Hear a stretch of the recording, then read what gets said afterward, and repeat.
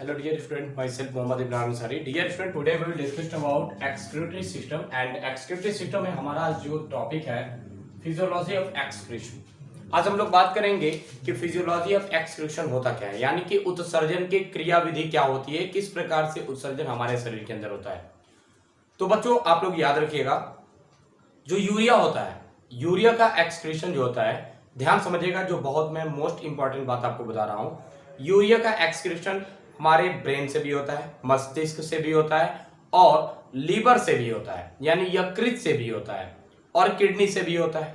ठीक है, यानी कि यूरिया का जो एक्सक्रीशन होता है बहुत ही लो मीडियम में, कम मात्रा में हमारे ब्रेन से होता है एंड लीवर से होता है। ठीक है, और किडनी से भी होता है। उसी के बारे में हम लोग को पढ़ना है। तो आज का हमारा जो टॉपिक है बच्चों, ये हमारा टॉपिक है फिजियोलॉजी ऑफ एक्सक्रीशन। और आपको बता दें कि फिजियोलॉजी ऑफ एक्सक्रीशन में हमारा जो अब उसमें जो टॉपिक है वो दो टॉपिक है, formation of urea in liver, यानी कि लीवर के अंदर यूरिया का फॉर्मेशन किस प्रकार से होता है। दूसरा होगा formation of urea and excretion in kidney, मतलब कि किडनी के अंदर यूरिया और इसका एक्सक्रीशन किस प्रकार से होता है और इसका फॉर्मेशन कैसे होता है, इसके बारे में हम लोग समझेंगे। तो आइए सबसे पहले हम लोग बात करते हैं formation of urea in liver, यानी कि हमारे बॉडी के अंदर यूरिया का संश्लेषण लिवर के अंदर किस प्रकार से होता है। तो बच्चों याद रखिएगा, सबसे पहली बात तो ये है, ये आपको जो पार्ट दिख रहा है ये एक तरह का माइटोकांड्रिया है। समझिएगा ध्यान से, ये क्या है, ये माइटोकांड्रिया है, ये पूरा माइटोकांड्रिया का पार्ट है। और ये आप देख रहे हैं, जो कि इससे पहले वाले वीडियो में मैंने आपको बता दिया था कि एक प्रकार का क्या है, ये नेफ्रॉन है, जो कि हमारे किडनी का structural and functional unit of kidney होता है। ठीक है, मतलब कि nephron is a structural and functional unit of kidney. तो आइए हम लोग सबसे पहले बात करते हैं ये किडनी के अंदर, यानी कि ये जो पार्ट आपको देख रहे हैं, देखिए इसमें दो पार्ट होता है। एक तो होता है माइटोकांड्रिया का पार्ट और एक होता है साइटोप्लाज्म का पार्ट।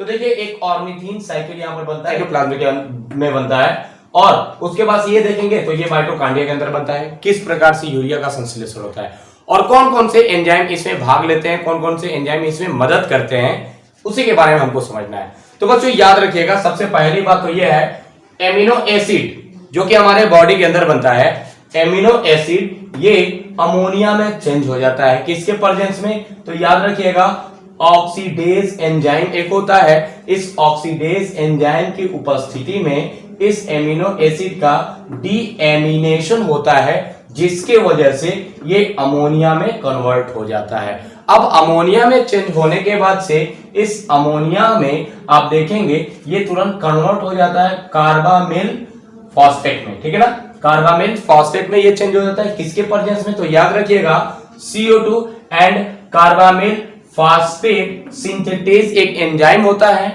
इसके प्रेजेंस में अमोनिया तुरंत कार्बामाइल फॉस्फेट में चेंज हो जाता है। अब ध्यान दीजिए, कार्बामाइल फॉस्फेट में चेंज होने के बाद से इसमें 2ADP एडिनोसिन, यहाँ पे डाइफॉस्फेट होगा एंड यहाँ पे PI आपको दिख रहा है। ठीक है, अब क्या होता है, ये कार्बामाइल फॉस्फेट जो एंजाइम आपको दिख रहा है, सॉरी जो कि ये प्रोडक्ट बना हुआ है, अब ये और ऑर्निथीन जो आपको चक्र दिख रहा है, ये तुरंत आता है, ये दोनों, और ऑर्निथीन ट्रांस कार्बिनिलेज ये एक एंजाइम होता है, इसकी उपस्थिति में ये तुरंत कन्वर्ट हो जाता है सिट्रोलिन में। ठीक है ना, किसमें, सिट्रोलिन में। और सिट्रोलिन में कन्वर्ट होने के बाद से एक और एंजाइम आता है एस्पेरेट, और एस्पेरेट एंजाइम के प्रेजेंस में ये जब आता है तो ये आर्जिनोसक्सिनिक एसिड या आर्जिनोसक्सिनेट इसमें ये बदल जाता है। अब ये तुरंत आगे बढ़ता है, आप देखेंगे तो आर्जिनिन का निर्माण करता है, आर्जिनिन का फॉर्मेशन करता है, किसके प्रेजेंस में, आर्जिनोसक्सिनेट लाइगेज ये एंजाइम के प्रेजेंस में, और क्या बनाता है, फ्यूमेरेट। और उसके बाद से अब आर्जिनिन क्या होता है, आगे की तरफ जाता है एंड ऑर्निथीन का फॉर्मेशन कर लेता है, ऑर्निथीन एंड यूरिया का फॉर्मेशन कर लेता है ये पूरी तरह से। इस प्रकार से आप अगर देखेंगे इसको यूरिया चक्र या यूरिया साइकिल या इसी को ऑर्निथीन साइकिल या ऑर्निथीन चक्र कहते हैं। और इसको सबसे पहले एक साइंटिस्ट थे जिनका नाम था क्रेब्स हैंसले। ठीक है, क्रेब्स हैंसले इनका नाम था, इसलिए इसका नाम रखा गया क्रेब्स हैंसले साइकिल। अगर ऐसे नहीं समझ में आया होगा आपको तो आइए मैं ऐसे इस प्रकार से समझा देता हूं। देखिए हमारे बॉडी के अंदर एमिनो एसिड पाया जाता है, ध्यान से समझिएगा, एमिनो एसिड यानी कि ये, अब एमिनो एसिड तुरंत अमोनिया में कन्वर्ट हो जाता है, चेंज हो जाता है किसके प्रेजेंस में, तो आप देखेंगे कार्बामेल फास्फेट सिंथेटेज एक एंजाइम होता है, इसके प्रेजेंस में आप देखेंगे कार्बामेल फास्फेट, ये क्या होता है, ये सॉरी पहले एमिनो एसिड था, एमिनो एसिड क्या होता है, अमोनिया में कन्वर्ट हो गया, देखिए ये अमोनिया में कन्वर्ट हो गया, ठीक है। अमोनिया में कन्वर्ट होने के लिए इसका डीएमिनेशन होता है किसके प्रेजेंस में, ऑक्सीडेज एंजाइम के प्रेजेंस में। अब इसके बाद से आप देखेंगे जो ये अमोनिया बना हुआ है, ये अमोनिया अब कन्वर्ट होता है कार्बामेल फास्फेट के में, ठीक है, इसके रूप में, वो भी किसके प्रेजेंस में, तो आप देखेंगे कार्बामेल फास्फेटेज और सिंथेटेज एंजाइम जो होता है इसके प्रेजेंस में कार्बामेल फास्फेट में ये चेंज हो जाता है, यानी कि ये पार्ट आप देख सकते हैं यहाँ पे, ठीक है, +2 ADP और +PI का फॉर्मेशन करता है।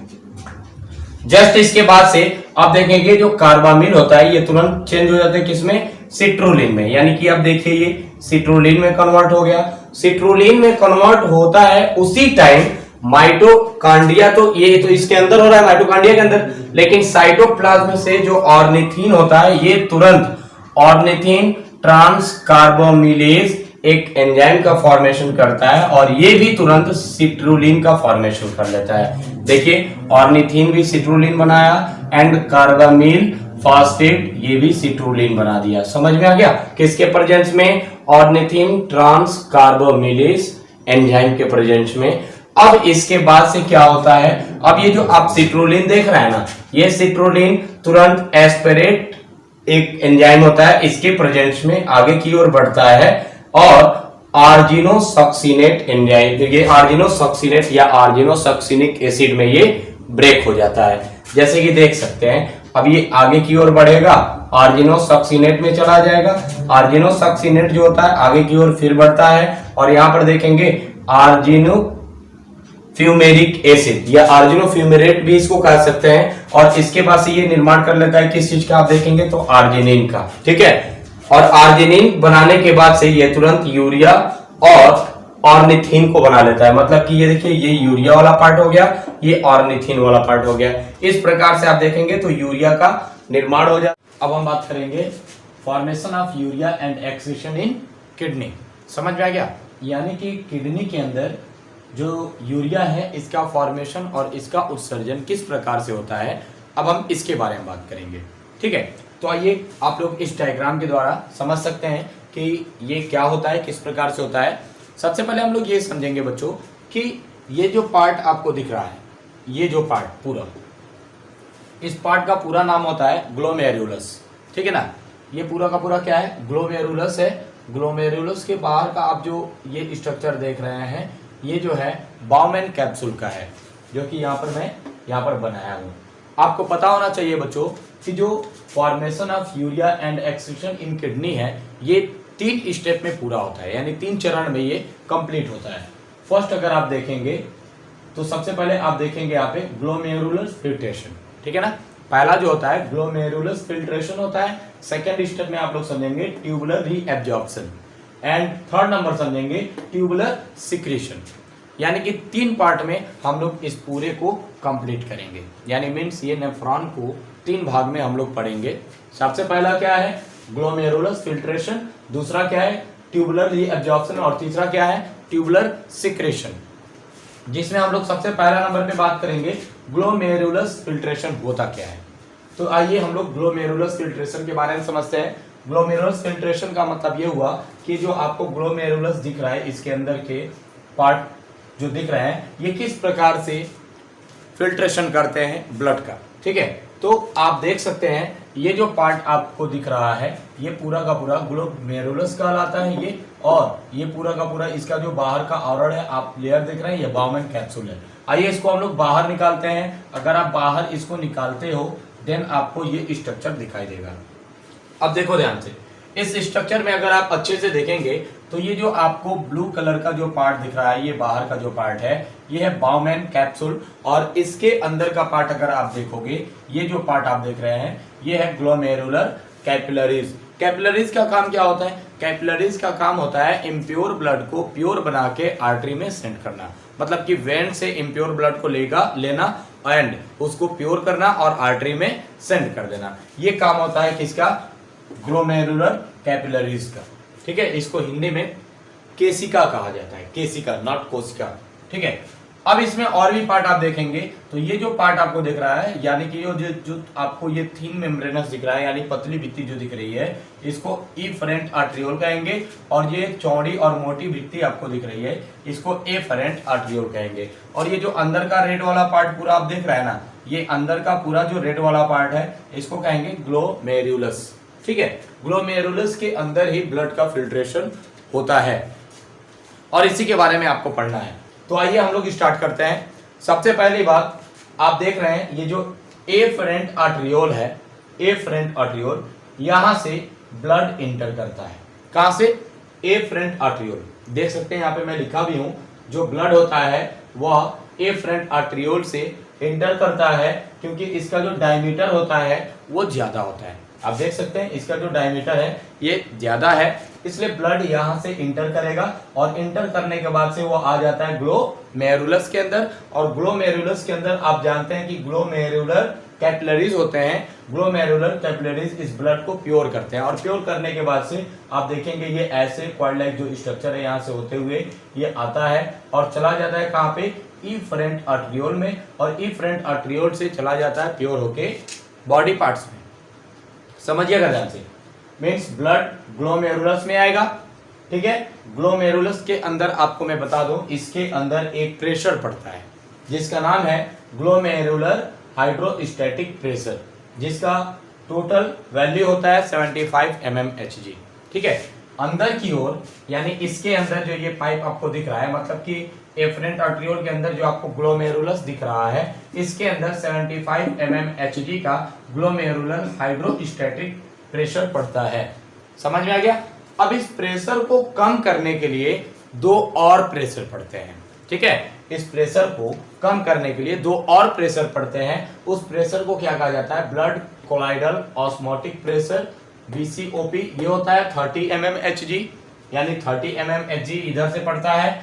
And capsule hydrostatic pressure CHP, ये पड़ता है 20 mmHg, यानी ऊपर की तरफ से ये पड़ता है। ये दोनों जब प्रेशर पड़ता है बच्चों, तो इसका कुछ प्रेशर थोड़ा सा लो हो जाता है, यानी कम पड़ जाता है।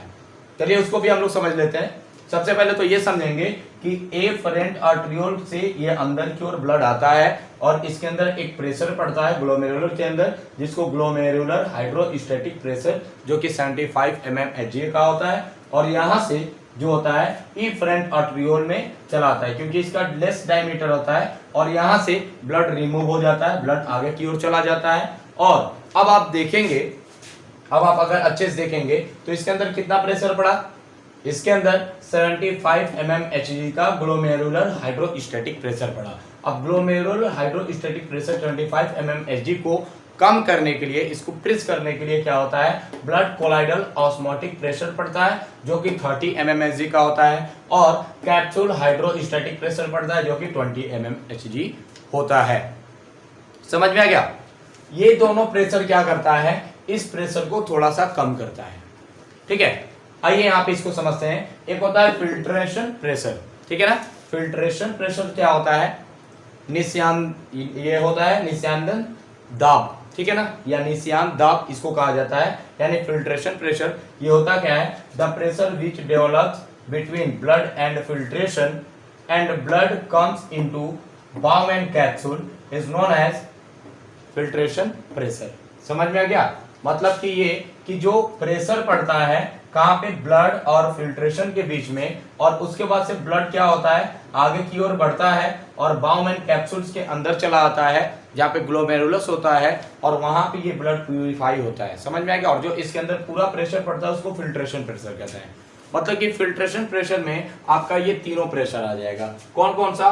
ग्लोमेरुलर हाइड्रोस्टैटिक प्रेशर, जो कि 75 mmHg का होता है, और ब्लड कोलाइडल ऑस्मोटिक प्रेशर, जो कि कितना होता है? 30 mmHg का। और उसके पास एक और होता है कैप्सूल हाइड्रोस्टैटिक प्रेशर, जो कि होता है 20 mmHg का।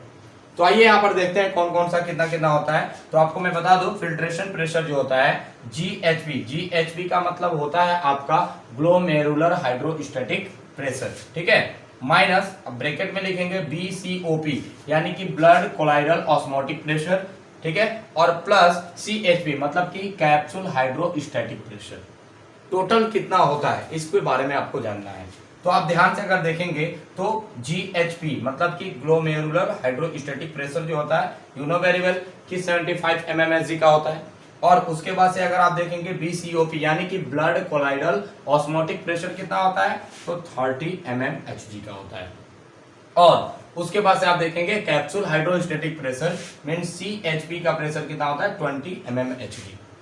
अगर आप देखेंगे 75 का 75 ही होगा, आप लोग जानते ही हैं, और उसके पास ये 30 और 20 मींस 50 mmHg का हो जाएगा, 50 mmHg होगा ना।